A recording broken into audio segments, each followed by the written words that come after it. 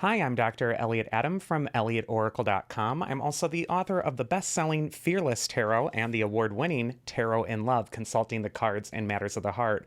Both books are out from Llewellyn Books and are available online wherever books are sold.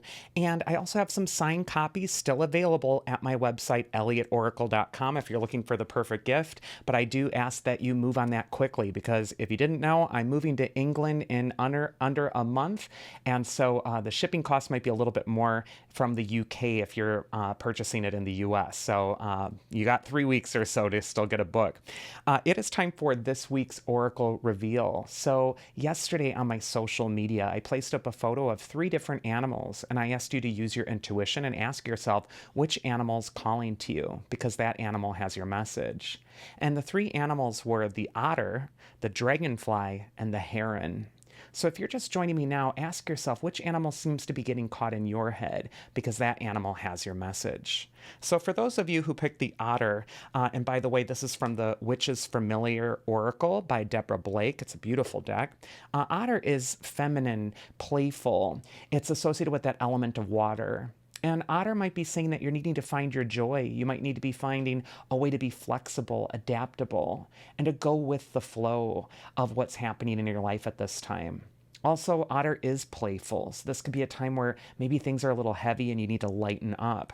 First card for Otter is where it's best for you to place your focus, and appropriately, we get the Sun card, which is often called the best card in the deck.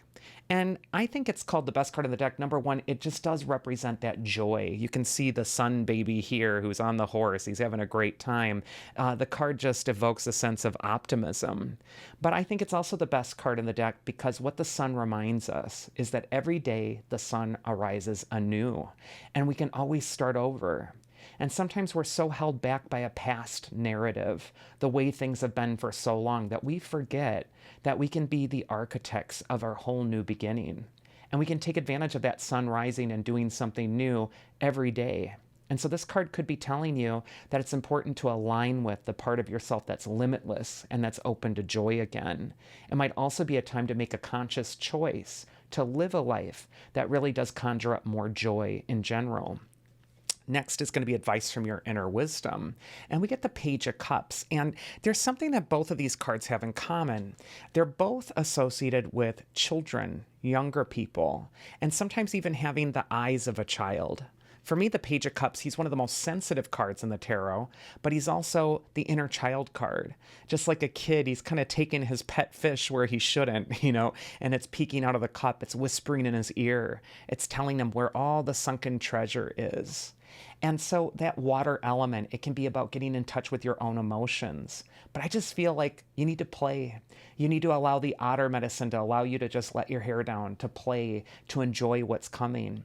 And also that feminine, element of water on the Page of Cups card as well could be a time to speak your heart or really delve into what needs to be said. But I just feel like there is going to be such joy for you this next week if you can just have fun again. Look at life with the wondrous eyes of a child. Look at everything as amazing as it is, and don't take it for granted. And then you have the mythic archetype that's going to help you this next week. And we get Pluto, and his card says completion, secrecy, and the wish to transform. And Pluto is all about transformation energy. And by the way, this is from the Oracle of the Celestial Deities deck by Latao Wang. Pluto is saying that a change needs to occur in your life at this time. And this might be a time where you're really shifting the energy from something that's been serious, heavy, something that needs to end or transform. You don't want to sugarcoat Pluto. It's a difficult planet sometimes when it has to do with letting go of something that no longer serves you. But when we have these cards of freedom here, it's almost like, yeah, but letting that old thing die, letting that thing transform in your life that you've been resistant to letting go of, or not allowing yourself to loosen up and instead just look at everything with this heavy gravity, that isn't serving you anymore. And so I do feel like there is a change in the air. A transformation does need to take place. And although it might be appearing scary to you, the children on these cards are saying that you're going to be light and free once you let go of that old reality. So don't let your fears dictate your decision making this next week. You really want to be courageous and brave. Next, we're going to go into the dragonfly animal spirit, and it's an element of air animal, but dragonfly for me is also about seeing through the illusion. Dragonfly is a magical insect. It can fly forwards, backwards, up, down, all over. It's ancient, it's primordial, and it really helps us see the reality of a situation and not get caught in our own illusions. Sometimes we're just so in our head about something that the thing we're thinking about or fearing happening doesn't even resemble the present reality. So, Dragonfly could be saying it's time to get out of your head. It's time to dispel any illusions that you're falling under. First card for Dragonfly is where is it best for you to place your focus this next week? And we get the sensitive Queen of Cups. And of all the Cups cards in the tarot, the Queen of Cups holds the most elaborately decorated chalice. It's like the Ark of the Covenant, it's got angels on it. And this depicts that the Queen of Cups sees emotions and feelings as sacred. And not just your happy emotions and your joyful emotions, but also your sad emotions, your grief, your loss, your disappointments, everything. It all has balance for your life. It all creates color and complexity. The Queen of Cups is telling you to be brave this next week and to feel your really real feelings. It might also be a time to stop casting an illusion on what you're really feeling. It might be a time to speak aloud what is true, what your emotions are really telling you at this time. It might also be a time where you're communicating that with other people. But your sensitive heart needs to be paid attention to whenever the Queen of Cups comes up. And finally, the Queen of Cups can indicate that your intuition is very sharp right now. You're very instinctive and also very nurturing. Queen of Cups is an unmatched nurturer and mother. So this could be a time to really nurture your own self, your own feelings, and to go through some sort of healing. Next, we have the advice from your inner wisdom. And we got the Five of Cups. So two Cups cards could indicate that for Dragonfly, the illusion might be rooted in feelings or emotions, especially ones rooted in disappointment. Because the Five of Cups, it shows that guy who's looking at the three spilled cups and he's like, isn't that sad? There's no getting the wine back in the cups. I'm so disappointed. And he's ruminating on them. He's just absorbed in it. And how many times have we felt like that where there's something difficult going on and we're thinking about it all the time, we're ruminating, and pretty soon like 2 hours have gone by or a whole day has gone by and nothing's gotten better. The Five of Cups says that, yeah, you have experienced losses. And there are spilled cups, and everybody experiences losses, but there are still two cups that are standing. And if this figure were to turn around and look at the two cups that are still standing, he'd also see that bridge that's over the troubled waters in the distance.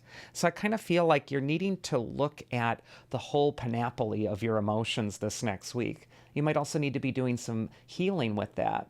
But you're also needing to look at what's still working. Where are your gains? You don't want to sugarcoat the Five of Cups and just kind of gloss over the disappointment, but you also don't want to get trapped there either. So I really feel like you're needing to be aware of what are you feeling unconsciously. The Queen of Cups is saying, be aware of what are you feeling, because those feelings are coming from thoughts which are totally creating your reality. And it might be a time to really shift where that emotional energy is going. And the mythic archetype that's going to help you with that is Ceres. And her card says mother, stability, and the wish to nurture. So right in alignment with that Queen of Cups sort of energy, what needs nurturing in your life at this time? What do you need to take care of? This might be a time to really give yourself what you need to nourish your spirit, nourish your soul. Ceres, or Demeter in Greek, she also knows all too well what it is to grieve, what it is to lose something. And yet she is telling you that these are parts of our initiations, our rites of passage, the things that make us wise, the things that make us grow and empathetic and able to listen to other people with compassion. So I just feel like you need to nurture that part of yourself because it might turn around and nurture others as well. And then finally, we have the Heron animal spirit, and it's another water card, but Heron sort of blends that element of water with the element of air. The blue heron has been called the water phoenix, and this could be a time of immense transformation or change, rebirth in the realm of water, your emotions, your feelings.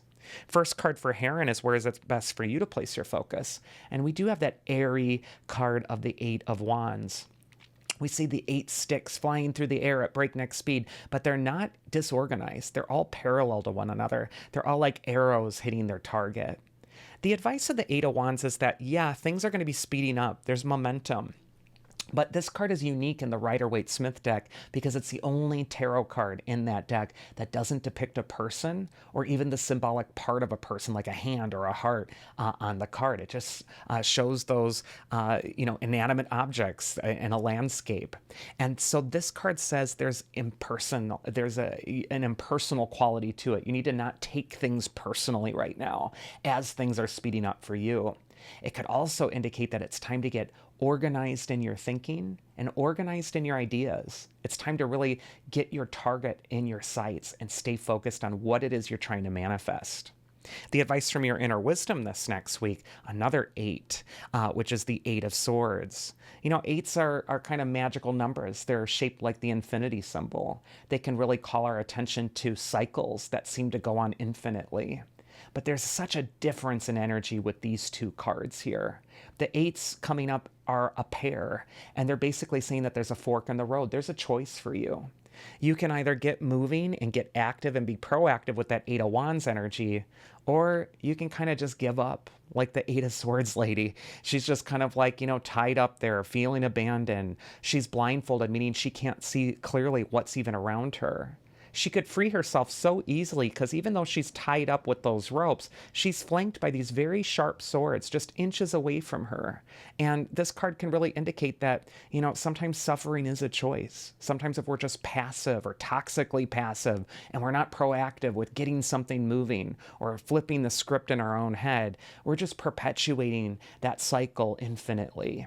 And so I do feel like this is a time for you with these 8s where there is a choice. And your inner wisdom is telling you to free yourself, to get moving, to get action, to get motivated with what's in front of you.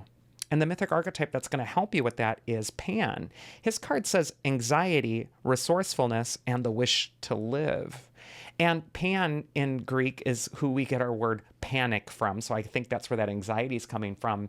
And the way I interpret that is we have both of these symbols here. We have the wish to live and to act and create with that 8 of Wands, but we also have the anxiety of the 8 of Swords. And Pan could say that it is time for you to live your fullest life. It is time to get moving on the thing that's going to make you feel alive and to free yourself from the thing that makes you feel trapped. The water phoenix, the heron, is calling you to an emotional rebirth where you don't let your fear and your anxiety rule all your decisions, but instead you let that inner passion, that inner fire direct you, and you really follow through with your greatest ideas. And that is this week's Oracle. I do hope you enjoyed it. If you find this video useful, please do like, share, and subscribe. I also want to thank all of you so much for helping my YouTube channel to grow. It's been such a great journey building this tarot community. I appreciate all your kind comments, and I read all of them, so thank you so much for those. And also, I will just see you here again next week with the Oracle reveal. And so I hope until then you all do take care.